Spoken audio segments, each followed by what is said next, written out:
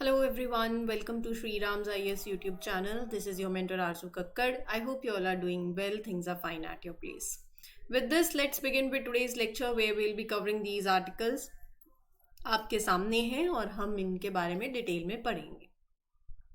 Brief आपको दे देती हूँ कि आज हम क्या कवर करने वाले हैं ताकि आपको ये पूरे सेशन में पता हो and you stay connected through out. पहले हम बात करेंगे ह्यूमन डेवलपमेंट इंडेक्स की. सबने पढ़ा ही होगा इसके बारे में.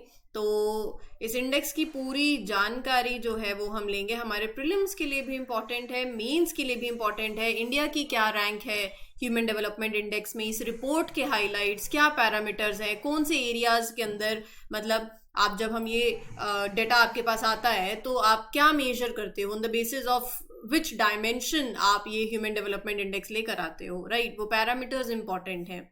तो रिपोर्ट के हाइलाइट्स देखेंगे, प्रॉपर जो एरियाज हैं वो कवर करेंगे. देन नेक्स्ट इज योर सागर परिक्रमा. तो सागर परिक्रमा के बारे में पढ़ेंगे. आपके जीएस पेपर 2 से लिंक करता है. हाल ही union minister for fisheries, animal husbandry and dairying they will release a book and a video on Sagar Parikrama. तो हम बात करेंगे सागर परिक्रमा के बारे में. National mission for edible oils, oil palm. तो ये आर्टिकल आपका बहुत इंपॉर्टेंट रहने वाला है प्रीलिम्स के पॉइंट ऑफ व्यू से भी, मेंस के पॉइंट ऑफ व्यू से भी, क्योंकि हमारे प्राइम मिनिस्टर ने पहली ऑयल पाम प्रोसेसिंग मिल इनॉग्रेट करी है अरुणाचल प्रदेश के अंदर. हमारे लिए इम्पॉर्टेंट हो जाता है यहाँ पर national mission for edible oils, oil palm के बारे में पढ़ना. क्या इसके टारगेट है मिशन के, फीचर्स क्या हैं, इंडिया में जो ऑयल पाम प्रोडक्शन होती है तो वो देखेंगे, कौन सी स्टेट्स हैं जहाँ प्रोडक्शन ज़्यादा होती है, राइट. तो ये सारा सिनेरियो है जो हम कवर करेंगे. देखो चीज़ें ऐसी हैं, you have to stay connected. और आपको ना थोड़ा अब कनेक्टिविटी मेंटेन करनी बहुत ज़्यादा इंपॉर्टेंट है, क्योंकि ऑयल पाम को लेके जब मैं बात कर रही हूँ, ऑयल पाम कल्टीवेशन की बात कर रही हूँ, तो इससे यूपीएससी ने बहुत सवाल आई वुड से आ भी सकते हैं. और बहुत ही एक इम्पॉर्टेंट टॉपिक है, साल भर न्यूज़ में रहता है. पाम ऑयल प्रोडक्शन के बारे में आपको पूरी जानकारी होनी चाहिए. थोड़े डेटा मैं बोलूँगी हाथ में होना चाहिए. जीएस पेपर 3 के लिए भी इंपॉर्टेंट है जब आप एग्रीकल्चर रिसोर्सेज की बात करते हो, फूड सिक्योरिटी की बात करते हो. जीएस पेपर 2 के लिए भी इंपॉर्टेंट है, राइट. तो पाम ऑयल क्या है, उसके यूजेस क्या हैं, वो आपको पता होना चाहिए. पाम ऑयल की ग्लोबल सप्लाई चेन आपको पता होनी चाहिए. पाम ऑयल मतलब इंडिया का क्या स्टेटस है, क्या कितना हम इंपोर्ट करते हैं, वो आपको पता होना चाहिए. और यहाँ से ना 2018 में अगर आप प्रीवियस ईयर पेपर्स देखोगे तो 2018 में यूपीएससी ने एक प्रीलिम्स में क्वेश्चन डाला था. 2 स्टेटमेंट्स दी थी and they asked a question regarding it. Statement based questions थे. तो वही ये प्रीवियस ईयर पेपर्स की अगर जानकारी होगी तो फिर ये चीज़ें आपके लिए और आसान हो जाएंगी, ठीक है. Indo Pacific economic framework for prosperity, इसके बारे में पढ़ेंगे. और ये एक मेंस के पॉइंट ऑफ व्यू से हिंदू में एडिटोरियल आया है, रिवाइविंग इंडियाज R&D फंडिंग. तो ये पूरा जो आर्टिकल है, मैं आपको इसमें 1-to-1 डिस्कशन होगी, as in pen and paper आपके हाथ में होना चाहिए. मैं आपको बताती जाऊंगी पॉइंट्स, आप उसको लिखते जाओगे. समझने की बात यहाँ पर ज़्यादा है रेदर देन कि मैं लाइंस वाइंस रीड करूंगी. कुछ भी ऐसा लाइंस वाला तो कॉन्सेप्ट इस आर्टिकल में नहीं होगा. मैं आपको साथ में लिखूंगी, आप भी वो पॉइंट्स लिख सकते हो. ऐसे सोचो कि इसको एक वर्चुअल क्लास की तरह मत समझो. जैसे आप एक लाइव क्लास में होते हो, टीचर फिजिकली प्रेजेंट हैं, तो कैसे कोई, हम देखो 8th-9th क्लास के तो बच्चे यहाँ पर है नहीं, है ना. तो चीज़ों को जितना समझने पे ध्यान दोगे और जो इंपॉर्टेंट पॉइंट्स है खुद नोट करते जाओगे, आपको फायदा होगा. रही बात है इस पर्टिकुलर आर्टिकल की, तो पेपर 3 से भी कनेक्ट कर सकते हो, पेपर 2 से भी कनेक्ट कर सकते हो. R&D की जब बात हो रही है तो आपके इसमें हर एक सेक्टर से हम बात करेंगे. जब ये आर्टिकल आएगा तो आई टॉक अबाउट इट कि प्राइवेट सेक्टर की कितनी इन्वॉल्वमेंट है, कहाँ पर और काम किया जा सकता है, वो सारी डिस्कशन होगी when will take this article. Session अच्छा लगता है तो please make sure that you mark your attendance by liking the lecture. Share कर सकते हो with your friends, let others know about it. Comment section में अपने फीडबैक दे सकते हो. अपनी अटेंडेंस को मार्क कर दीजिएगा जैसे मैंने बोला, बाय लाइकिंग द लेक्चर. चलिए तो फिर शुरू करते हैं हमारे पहले आर्टिकल के साथ. Union minister for fisheries, animal husbandry and dairying will release a book and video on Sagar Parikrama. तो सागर परिक्रमा क्या है? सागर परिक्रमा एक प्रोग्राम है जिसका मकसद क्या है? To reach out fisherman community across the entire coastal belt of the country through a predetermined sea route. Fisherman के जो इश्यूज हैं, राइट, वो इनिशिएटिव लॉन्च इसलिए किया गया ताकि आप उसको समझें। एक स्पेशल प्रोग्राम है, पर्पस इसका यही है, जो फिशरमैन जो चैलेंजेस फेस कर रहे हैं, जो उनके एक्सपीरियंसेस हैं, होता है ना किसी के कुछ सपने हैं, वो सारी चीज़ें आप डिस्कस करो उनके साथ, वो उन चीज़ों को समझो। तो इसका मकसद यही है, it is aiming to inform them about government programme. उनको बताओ सरकार आपके लिए ये प्रोग्राम्स लेकर आई हुई है, ये स्कीम्स हैं जो आपको बेनिफिट कर सकती हैं, राइट, अवेयरनेस भी होगी। तो ministry is releasing a book, a video about Sagar Parikrama, and this initiative is very important क्योंकि यहाँ पर it helps the government to better understand the needs of coastal communities, और ये भी इंश्योर करना कि जो फिशरमैन हैं दे आर ऑल्सो अवेयर कि अच्छा ये सपोर्ट अवेलेबल है। Are you getting my point? तो ये पूरा परिक्रमा का मकसद है। इनिशिएटिव वो लॉन्च इसीलिए किया गया है to understand the issues, experiences, aspirations of fisherman, to create awareness of various schemes and programmes of the government. तो नोडल मिनिस्ट्री यहाँ पर ministry of animal husbandry and dairying है। ठीक है जी। तो और क्या होगा यहाँ पर? सागर परिक्रमा यात्रा spend over 12 captivating faces in just 44 days. तो यात्रा जो है पूरी, जो कोस्टल लेंथ है हमारी 7986 किलोमीटर की, सो दिस यात्रा meticulously navigated that coastal tapestry of India, right. तो सारे डिस्ट्रिक्ट्स को, मोस्ट ऑफ द जो भी कोस्टल में है, it is touching during this Sagar Parikrama events क्या हो रहा है? Special recognition and support were given to fishermen, fish farmers, young entrepreneurs who are involved in fisheries. मतलब they were awarded certificates and permissions that are related to government schemes, sanctions बोल सकते हैं। प्रधानमंत्री मत्स्य संपदा योजना हो गई, हमारी किसान क्रेडिट कार्ड हो गई, इंफॉर्मेशन अबाउट कि अच्छा ये गवर्नमेंट की स्कीम्स हैं, including this Matsya Sampada Yojana, KCC, it was shared, right, जैसे न्यूज़पेपर्स के थ्रू, टीवीज के थ्रू, वीडियोज, ऑनलाइन कैंपेन्स के थ्रू। पर्पस यही है टू मेक श्योर कि fisherman and others who are involve in fisheries they are aware of these schemes and they can benefit from them. So they certificates and sanctions related to these schemes they were awarded to the progressive fisherman. Literature on various schemes was disseminated through print media हो गया, electronic media, videos, ताकि उनमें awareness आए। अब रही बात India के fishery sector की, तो India has a coastline of 8118 kilometre की। 9 मैरीटाइम स्टेट्स हैं, 4 यूटीज हैं जो ये कवर कर रही है, और कम से कम भी लगाओ तो 2.8 मिलियन कोस्टल फिशरमैन को सपोर्ट करता है इंडिया का fishery sector. The country contributes 8% of the global share of fish production, और फिश प्रोड्यूसर के अंदर इंडिया की रैंक थर्ड है, थर्ड लार्जेस्ट है, right. So India plays a very significant role in global fish production. It is contributing about 8% of the total. So the total fish production की अगर मैं बात करूं इंडिया के अंदर, it is quite substantial. 2021-22 की बात करें तो the total fish production reached 162.48 lakh tons, जिसमें से 121.21 lakh tons are from inland and 41.27 lakh tons from marine. Exports देखो तो 57,000 करोड़ के आसपास, these are the exports that are contributing to 17% of agricultural products. मतलब इंडिया की एक बहुत बड़ी कोस्ट लाइन है, बहुत से लोग फिशिंग पे रिलाई करते हैं अपने लाइवलीहुड के लिए, and top fishing producing countries में से इंडिया एक है, एंड एक्सपोर्ट भी एक अच्छी मात्रा के अंदर है जो कि इकोनॉमी को हेल्प करता है। ये आपका फिशरी सेक्टर को लेके सारी बातें हो गई। ठीक है जी। अगला जो आर्टिकल है वो बात कर रहा है कि हमारे प्राइम मिनिस्टर ने रिसेंटली इनॉग्रेट किया है पहला ऑयल पाम प्रोसेसिंग मिल अंडर मिशन पाम ऑयल। कहाँ पर? अरुणाचल प्रदेश के अंदर। पहले मैं बात कर लेती हूँ इस मिशन के बारे में। हमारे प्राइम मिनिस्टर ने रिसेंटली ओपन किया, ठीक है, हमारे लिए इंपॉर्टेंट अभी हो गया national mission for edible oils के बारे में जानना। अब मैं ना बार बार ये मिशन का पूरा नाम नहीं लूंगी, सिंपल मिशन बोलूंगी तो समझ जाना कि I am referring to this mission for edible oils, oil palm, NMEOOP, simple mission I will refer to it as. 2021 के अंदर ये मिशन आया था। पर्पस क्या था? ऑयल पाम की कल्टीवेशन को बूस्ट करना and to boost the production of crude palm oil in the country. So ये जो मिशन है ये एक सेंट्रली स्पॉन्सर्ड स्कीम है, 2021 में आई, एंड पर्पस यही था ऑयल पाम की कल्टीवेशन को बढ़ाना एंड क्रूड पाम ऑयल की प्रोडक्शन को बढ़ाना। सेंट्रली स्पॉन्सर्ड स्कीम है, स्पेशल फोकस देती है on the north east region and Andaman and Nicobar island with the focus on increasing the area, the productivity, oil seeds और ऑयल पाम के area बढ़े, उनकी प्रोडक्टिविटी बढ़े, तो इसका ये फोकस है। टारगेट की बात करूं तो क्या टारगेट्स है इसके? ऑयल पाम का जो एरिया है वो बढ़ाना है to 10 lakh hectares from 3.5 lakh hectares during 2019-2020 by 2025-2026। Basically अपने को 10 लाख हेक्टेयर्स तक लेकर आना है 25-26 तक।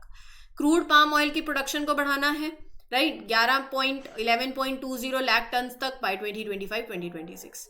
कंज्यूमर अवेयरनेस जो है वो भी इंक्रीज करनी है ताकि एक कंजम्पशन लेवल हम मेंटेन करें ऑफ 19.0 kg पर पर्सन पर एनम टिल 2025-2026। ठीक है जी। तो यहाँ पर इस मिशन के लिए अगर आप देखो तो state department of agriculture, state department of horticulture, central university, काफी ऑर्गेनाइजेशंस और इंस्टीट्यूशंस हैं that will be implementing stakeholders of this particular mission. इस मिशन के अंदर अगर आप देखो तो यहाँ पर साथ ही साथ इसके जब फीचर्स की बात करते हैं तो farmers are provided the support so that support is to help them in acquiring quality planting materials for oil palm production. दूसरा, assistance दी जाती है for intercropping activities during the first 4 years of oil palm plantation. तीसरा, efforts are made to set up seed gardens, nurseries, जहाँ पर quality seeds और जो seedlings हैं वो मिलें। ये सारी बातें यहाँ पर हैं, सीड गार्डन्स की बात है, नर्सरीज की बात हो गई। Micro irrigation assistance is provided for establishment of various infrastructure facilities जैसे micro irrigation system, borewells, pump sets, water harvesting structures. ठीक है। ट्रेनिंग प्रोग्राम्स, तो training programmes are conducted for farmers and agricultural officers ताकि आप उनकी knowledge को enhance करें, skills को बढ़ाएं in oil palm cultivation and management, right. रही बात ऑयल पाम प्रोडक्शन की इंडिया के अंदर, so oil palm originated in West Africa, it is comparatively a new crop in India and has highest vegetable oil yielding capability पर hectare. India की बात करूं तो we produce 2 distinct oils. Oil palm की जब हम बात कर रहे हैं तो एक पाम ऑयल है और एक पाम कर्नल ऑयल है जो कि इंडस्ट्रियल पर्पसेस के लिए, किलनरी के लिए यूज किया जाता है। Major oil palm growing states हैं Andhra Pradesh, Telangana, Kerala, and they account for 98% of the total production. और कर्नाटका, तमिलनाडु, उड़ीसा, गुजरात, मिजोरम के अंदर भी आपको एक साइजेबल एरिया जो है under the oil palm cultivation देखने को मिलेगा। बात यहाँ खत्म नहीं होती है, थोड़ा सा और बात करते हैं इसके बारे में। जब मैं ऑयल पाम इंडस्ट्री की बात करती हूँ ना, ऑयल पाम इंडस्ट्री बहुत क्रिटिसिज्म फेस करती है, मतलब फॉर अनसस्टेनेबल प्रोडक्शन प्रैक्टिसेस, जिसकी वजह से डिफॉरेस्टेशन होता है और लेबर प्रैक्टिसेस भी एक्सप्लॉयटेटिव है, राइट। लेकिन देखो पाम ऑयल जो है ना, it is preferred by many because it is inexpensive, right. और जो ऑयल पाम प्रोड्यूस है, ऑयल पाम्स जो है they produce more oil per hectare then some, अगर आप कोई और वेजिटेबल ऑयल लोगे जैसे सोयाबीन ले लो फॉर दैट मैटर, राइट। और ग्लोबली अगर मैं देखूं तो इंडोनेशिया, मलेशिया, मतलब साथ में अगर लगाओ तो 90% जो ग्लोबल ऑयल पाम प्रोडक्शन है वो यहां से आ रहा है। लार्जेस्ट क्वांटिटी जो है इंडोनेशिया से आई है, 2021 की बात कर रही हूं मैं। तो ये चीजें हैं। देखो कुकिंग रिक्वायरमेंट्स में भी एडवांटेजेस तो हैं, Indian farmer should be incentivised ताकि वो अपने एफर्ट्स को ज़्यादा इंटेंसिफाई करें, एरिया एक्सपेंशन होगा, राइट। अपनी India should also diversify it's procurement, इसकी रिक्वायरमेंट्स, तो ये सारी बातें हैं। तो ये तो हो गया अपना पाम ऑयल को लेके, ठीक है जी। आगे बढ़ते हैं। Union minister of commerce and industry क्यों न्यूज में है? Because union minister of commerce and industry joined Indo Pacific economic framework for prosperity virtual ministerial meeting, IPEF। क्या है IPEF? Indo Pacific economic framework for prosperity is a cooperative effort countries के बीच में। Indo Pacific है तो in the Indo Pacific region ताकि उसके अंदर आप उस रीजन में you want to enhance economic integration हो, कॉपरेशन हो। 2022 में इट वाज एस्टैब्लिश। मकसद यही है, रिजिलियंस प्रमोट करना, sustainability, inclusiveness, economic growth, fairness, competitiveness, ये सारी चीज़ों को प्रमोट करना। So the framework seeks to complement जो आपके एग्जिस्टिंग रीजनल स्ट्रक्चर्स हैं दिस एंड सपोर्ट जो आपकी ग्लोबल ट्रेडिंग सिस्टम है that is based on rules, right. So it's a way for countries in the Indo Pacific region to work together, ताकि आप अपनी economy boost करें, citizens के लिए और अपॉर्चुनिटीज हो, एंड यू इंश्योर कि एक फेयर कॉम्पिटिटिव एनवायरमेंट हो ट्रेड और इन्वेस्टमेंट के लिए। सो एक रीजनल अरेंजमेंट है to build cooperation and economic integration in Indo Pacific region. 2022 में लॉन्च हुआ था, ताकि so it is intended to advance resilience, sustainability, economic growth, inclusiveness, competitiveness, right, support rule based trading system. 14 regional partners हैं इसमें, Australia, Brunei, Fiji, India, Indonesia, Japan, Republic of Korea. अब आप बोलोगे क्या 14 के 14 याद करने हैं? बिल्कुल करने हैं, पता होना चाहिए। देखो कहीं से भी कुछ भी उठ जाए सवाल, फिर उसके बाद ऐसा लगे कि काश कर लिया होता, फिर वो काश वाली सिचुएशन क्यों आने देनी, है ना। तो मेंबर कंट्रीज याद कर लो, फायदे में रहोगे। The economic framework broadly rest on 4 pillars. जब मैं इसके इकोनॉमिक फ्रेमवर्क की बात करती हूँ तो 4 पिलर्स हैं उसके। Trade, supply chain resilience, clean energy, decarbonisation and infrastructure, taxes and anti corruption measures. तो ये 4 पिलर्स हैं of the economic framework. So basically वो यही कह रहे हैं कि framework is build on 4 main pillars, right. Supply chain, trade, supply chain resilience, clean energy and decarbonization, and infrastructure, taxes and anti corruption measures. IPF को ये free trade agreement नहीं है, ये मेंबर कंट्रीज को अलाउ करता है कि भैया नेगोशिएट करो, पार्टिसिपेट करो in the areas they choose. देखो India has decided not to participate in trade pillar of IPEF, this is very important. जब इसके 4 पिलर्स हैं तो एक फ्री ट्रेड एग्रीमेंट नहीं है, बट हाँ ये मेंबर्स को अलाउ करता है to negotiate the parts they want to. India और आईपीएफ की बात करूं तो इंडिया एक्टिवली पार्टिसिपेट करता है in IPF, but not in all the pillars. India has decided कि वो ट्रेड पिलर से it will opt out of the IPF, क्योंकि most issues promoted by IPF do not align with India's trade policies, right? India चाहे participate नहीं कर रहा है in all the aspects of IPF, India still is actively engaged in other areas of framework. मतलब India may not be involved in every aspect of IPF, it still participates in discussions and initiatives that benefits उसकी priorities, अपने जो economic goals हैं। आपका एक सवाल है, थोड़ी सी मेहनत तो आपको भी करनी पड़ेगी, ट्रेड से ऑप्ट आउट क्यों किया है? पढ़ा है हमने, जब हम अगर साल भर से आप देखो ना आर्टिकल्स आए हैं तो वी हैव डिस्कस्ड। आप पढ़ना, थोड़ी सी रिसर्च करो, पता होगा, बहुत फ़ायदा होगा। मुझे कमेंट सेक्शन में बताना इंडिया ने क्यों ऑप्ट आउट किया, ठीक है जी। अगले आर्टिकल पे चलते हैं। India has moved up rank on global human development index according to UNDP report. पहली बात, UNDP report, breaking the gridlock, reimagining cooperation in a polarised world. तो हम बात करते हैं ह्यूमन डेवलपमेंट इंडेक्स की। ह्यूमन डेवलपमेंट इंडेक्स एक tool that is used by United Nations development programme, ताकि जो कंट्रीज में जो डेवलपमेंट चल रही है, ओवरऑल डेवलपमेंट, आप उसको मेजर करो, कंपेयर करो। सो इसमें ह्यूमन डेवलपमेंट के लिए 3 एस्पेक्ट्स को आप देखते हो, हेल्थ, एजुकेशन और स्टैंडर्ड ऑफ लिविंग। और ये इंपॉर्टेंट है। Life expectancy at birth measure होती है, मतलब how long people in a country are expected to live on an average. Education, mean years of schooling, expected years of schooling. Standard of living, gross national income per capita कैसी है। Purchasing power parity, मतलब उसकी economic prosperity उस country की। Standard of living कैसे citizens enjoy कर रहे हैं, ये सब चीज़ों को देखा जाता है। तो HDI जो नंबर आता है वो 0 से 1 के बीच में आता है, मतलब या तो ये रिप्रेजेंट करता है कि कंट्री की ओवरऑल लेवल ऑफ डेवलपमेंट, जितना ज़्यादा HDI होगा मतलब higher level of human development है। तो 3 फैक्टर्स के बेसिस पे HDI कैलकुलेट होता है इंडेक्स के अंदर। स्टैंडर्ड ऑफ लिविंग हो गया, एजुकेशन हो गया और हेल्थ हो गई, ठीक है जी।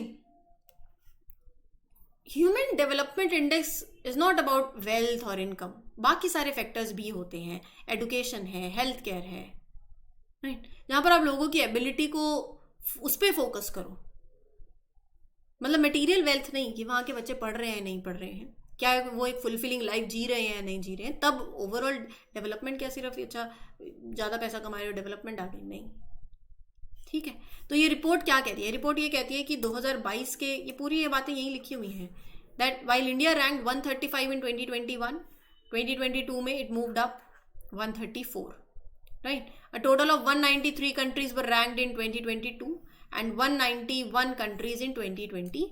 तो सिंपल बात ये कह रहे हैं 2022 के अंदर India moved up 1 spot, from 135 थी अब 134 हो गई है. तो इंडिया ने जो आपके ह्यूमन डेवलपमेंट इंडेक्स के पैरामीटर्स हैं अक्रॉस ऑल दी इंडिकेटर्स, एक प्रोग्रेस दिखाई है. जैसे अब लाइफ एक्सपेक्टेंसी की बात करो आप, वो बड़ी है फ्रॉम 67.2 टू 67.7 ईयर्स. आप schooling, expected year of schooling की बात करो, मीन ईयर ऑफ स्कूलिंग बढ़ा है to 6.57, and gross national income वो भी इंक्रीज हुआ है. तो पैरामीटर्स पे देखो तो हर पैरामीटर इंक्रीज हुआ है. Country has moved up in 2022, but हाँ बाकी अगर आप पड़ोसियों से थोड़ा सा विद स्टिल बिहाइंड. बांग्लादेश 129 पे है, भूटान 125 पे, श्रीलंका 78 पे, चाइना 75 पे है. ठीक है जी, चलते हैं आज के लास्ट आर्टिकल पे, और बहुत इंपॉर्टेंट आर्टिकल है, India's R&D funding breaking down the numbers. तो ये आर्टिकल आपका हिंदू के अंदर एडिटोरियल आया है, इस पर डिस्कशन करते हैं. सुनने की बातें साथ साथ नोट कर सकते हो, आपको फायदा होगा. R&D पे जब हम इन्वेस्ट करते हैं तो एकेडमिक टैलेंट तो देखो बढ़ता ही है, बट आपकी कंट्री की जो रिसर्च कैपेबिलिटीज़ हैं, जब मैं R&D पे, रिसर्च एंड डेवलपमेंट है, जब मैं इस पे इन्वेस्ट करती हूँ, इकोनॉमिक ग्रोथ होती है, एकेडमिक स्ट्रेंथ और बढ़ती है, रिसर्च कैपेबिलिटीज़ और ज़्यादा बढ़ती हैं, और फर्दर इनोवेशन और फर्दर ग्रोथ की तरफ अलग अलग फील्ड में आप आगे बढ़ते हो. ठीक है जी, कोई डाउट नहीं है इसके अंदर. जब मैं R&D की बात करती हूँ, इंडिया के अंदर a significant portion of funding for R&D सरकार से आती है, और वो फंडिंग जो है it is directed towards autonomous जो रिसर्च एंड डेवलपमेंट लेबोरेटरीज हैं जो सरकार ऑपरेट कर रही है, जो कि बहुत ही क्रूशियल रोल प्ले करते हैं रिसर्च एंड टेक्नोलॉजी डेवलपमेंट में. अगर मैं स्टैटिस्टिक्स की बात करूँ, according to research and development statistics from department of science and technology, India 2020-21 की बात करूं तो इंडिया ने R&D के अंदर कितना इन्वेस्ट किया है? 17.2 बिलियन US डॉलर्स, और इसमें से 54%, इसका 54%, लगभग 9.4 billion dollar was allocated to government sector, जो 4 साइंटिफिक एजेंसीज में बेनिफिट कर रहा था. DRDO ने 30% फंडिंग रिसीव करी, डिपार्टमेंट ऑफ स्पेस ने 18% फंडिंग रिसीव करी, ICAR Indian council of agricultural research, ये तो हो गया अपना तीसरा, DRDO जैसे मैंने आपको बताया. ठीक है, सुनते जाओ तो साथ साथ लिखते जा सकते हो. उसने एक फंडिंग रिसीव करी 12%, 12.5% के आसपास. एटॉमिक एनर्जी ने रिसीव करी 11-12% के 11.5% के आसपास. इंटरिम बजट के अंदर भी इस बार भी अगर आप देखोगे तो there are provisions that are made to strengthen R&D efforts. क्या दिक्कतें क्या है, व्हाट आर द कंसर्न्स? बात करते हैं आज कंसर्न्स पे. मतलब ये हमें पता चल गया कि हाँ इंपॉर्टेंट तो है. कंसर्न्स क्या, और जो कंसर्न्स होते हैं, जो चैलेंजेस होते हैं, वही सॉल्यूशन बनता है ना. जब दिक्कत बताओगे तो सॉल्यूशन निकाल लेंगे. सिग्निफिकेंट ग्रोथ हो रही है रिसर्च एंड डेवलपमेंट में, एक्सपेंडिचर में ओवर द ईयर्स, लेकिन investment as a percentage of GDP, investment की अगर मैं बात करूं so that is low investment है as percentage of GDP, much lower है as compare to major developed countries. मतलब इट रिमेन्स लो एट 0.64%. बाकी कंट्रीज में ज्यादा है, China, Germany, South Korea, US. दूसरी बात यह है कि प्राइवेट सेक्टर का कंट्रीब्यूशन भी कम है. R&D funding in India is primarily driven by government sector, higher education institutions, state and central governments, public sector industries. Private sector का contributes जो है that contribution, it is only 36.4% of the total R&D expenditure. बाकी countries के contrast में अगर आप देखें तो कम है. वहां जो उनका कंट्रीब्यूशन है दैट इज लगभग 65%. दूसरा दिक्कत. तीसरी बात, क्या रीजंस है for low private sector contribution? Coordination between government agencies, वो दिक्कत है. ठीक है। अब एक बात और भी है, there is some under utilisation by government departments. अपना डीएसटी है, साइंस एंड टेक्नोलॉजी का डिपार्टमेंट है, बायोटेक्नोलॉजी डिपार्टमेंट है, right? They do not fully utilise their allocated budgets for centrally sponsored scheme. Full utilisation नहीं है इन दी डिपार्टमेंट्स, ठीक है? तो ये सारी बातें हैं। अब क्या कर सकते हो आप? प्राइवेट सेक्टर की कोलैबोरेशन को एनकरेज करो, R&D expenditure as percentage of GDP वो इंक्रीज करो। यही सारे पॉइंट्स ही तो है। फिर और क्या कर सकते हो आप? हायर एजुकेशन इंस्टीट्यूशन का रोल और बढ़ाओ। हायर एजुकेशन इंस्टीट्यूशन इंडिया के अंदर they contribute minor portion to R&D investment, वो कोलैबोरेशन हो सकती है, ठीक है? सो ये चीजें हैं। बाकी आप पॉइंट्स लेकर आओ, आप सोचो और क्या कर सकते हैं। Do let me know in the comment section. थोड़ा सा ये इसको सोने नहीं देना है, जितना चलेगा उतना काम करेगा। और देखो, रैशनल थिंकिंग बहुत ज़्यादा ज़रूरी है। सिर्फ स्पून फीडिंग पे बैठे रहोगे बात नहीं बनेगी, ठीक है जी? तो इस सेशन के लिए इतना ही। उम्मीद करती हूँ चीज़ें क्लियर हो गई हो। स्टिल कोई डाउट हो, you can ask me in the comment section. This is your mentor Aarzoo Kakkar signing off. Happy learning, all the best, take care, thank you.